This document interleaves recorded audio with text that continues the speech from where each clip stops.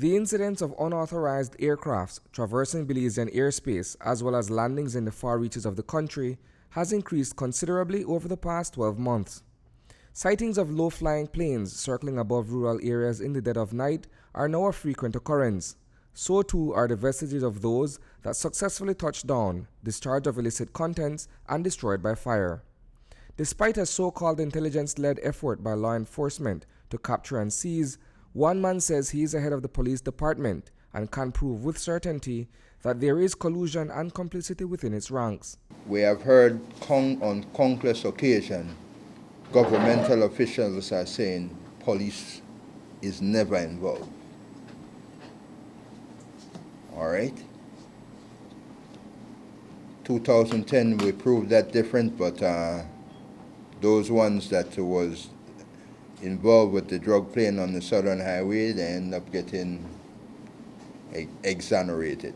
It is a recurring account of transnational drug activity involving local police officers at all levels, one that Edward Vincent Martinez seems to know all too well.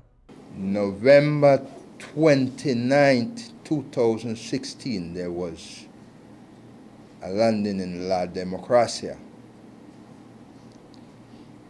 That landing in La Democracia was facilitated by drugs cartels, and the products on the plane was removed by police officers. The plot is similar to a recent bust near Barranco Village, where a single-engine aircraft was confiscated.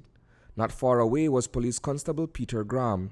He was nabbed while attempting to flee the area, reportedly in possession of aviation fuel, as well as a seat that had been removed from the plane. Contrary to what has been published, Martinez alleges that a loading operation had in fact taken place at the location. The plane in Barranco came to pick up a cargo that was dropped off days before by a plane that landed directly behind Georgetown Tech High School, which was met by some of the same crash dummies that they called their names pertaining to that plane in Barranco. It was discharged, refueled, and it was allowed to fly. Martinez's information, for the most part, appears to be well placed, despite not being able to provide even an iota of evidence today to prove his many assertions.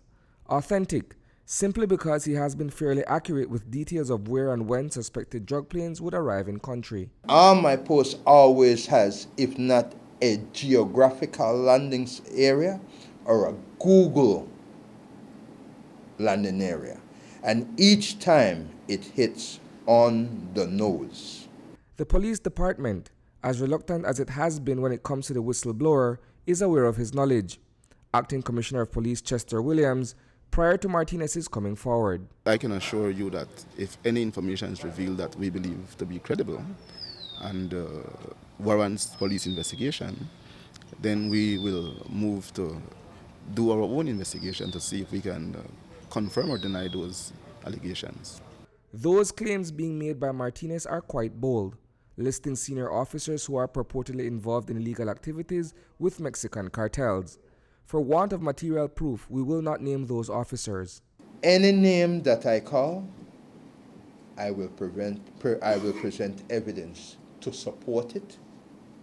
Because nowadays, the Belize, people don't like accept the fact they want to I will lie up. I want to sue you. I am inviting them to do it. Because the evidence that I have, trust me, not only I believe that they would be fired, they probably would be prosecuted.